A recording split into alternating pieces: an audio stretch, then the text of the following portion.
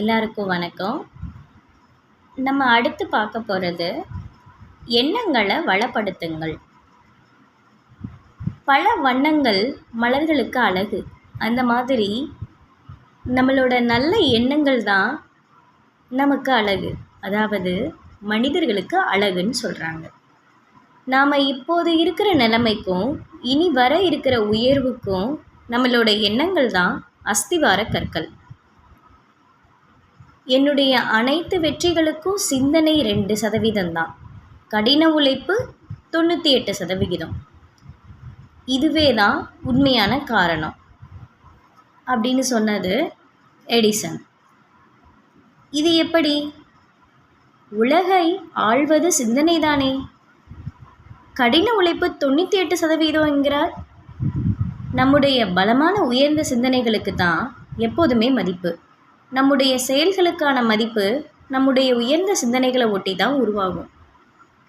ஸ்ரீ ரவிசங்கர் எல்லா நாடுகளுக்கும் உற்சாகமாக போயிட்டு வர்றாரு. இதுக்கு காரணம் அவருடைய எண்ணம் உயர்ந்தது. அதனால் பயமில்லாமல் எல்லார்ட்டையுமே சமாதானத்தை பரப்பி வர்றாரு. மனதில் நல்ல எண்ணங்களும் சமாதானமும் தோன்ற தியானம் செய்ய சொல்லி கொடுக்குறாரு.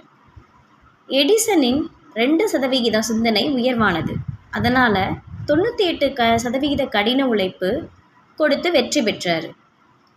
நமது எண்ணங்கள் எப்போதும் உயர்வாக இருக்கணும். எண்ணம் உயர்வாக இருந்தால் தான் நீங்கள் அடைய வேண்டிய இலக்கையும் உறுதியாகவும் தெளிவாகவும் தீர்மானிப்பீங்க. இலக்கை சரியாக தீர்மானிச்சிட்டிங்கன்னா அதை ஒட்டி நம்பிக்கையோடு உழைக்கும்போது நமக்கு உழைப்போட பலன் நிச்சயம் கிடைக்கும். மதிப்பும் பெருமையும் கூடுதல் போனஸாகவும் கிடைக்கும். எடிசனை போல சோர்வின்றி உழைக்கலாம், லட்சியத்தில் தெளிவாக இருப்பதால். உலகிலேயே மிக மிக முக்கியமான பொன்மொழியாக அறிவை விட கற்பனை முக்கியம் அப்படின்னு ஆல்பர்ட் ஐன்ஸ்டீன் சொன்னார். எனவே உங்கள் வாழ்க்கையில் உண்மையில் உங்களுக்கு என்ன வேணும் அதை 100% உண்மையாக ஒரு நோட்டில் எழுதுங்க. பிறகு அது கிடைத்து விட்டது என்ற நம்பிக்கையோட அதை அடையிறதுக்கு முயற்சியில் ஈடுபடுங்க.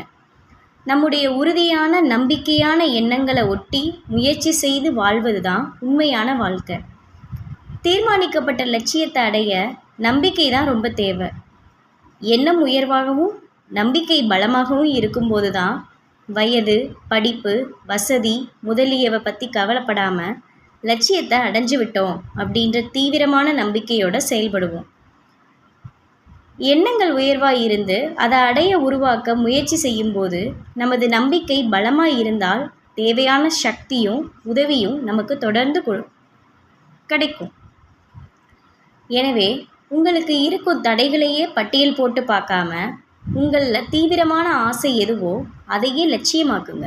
அதை நேர்வழியில் அடைய முடியும், அடைந்து விடுவேன் என்ற பலமான நம்பிக்கையோட இலக்கை நோக்கி 100% கவனத்தோட முயற்சி செய்யுங்க.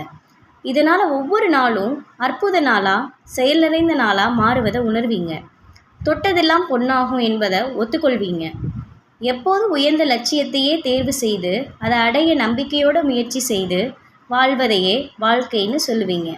எனவே நாமும் நல்ல எண்ணங்களையே தொடர்ந்து வளப்படுத்தி நம்ம மேம்படுத்தி கொள்வோம்.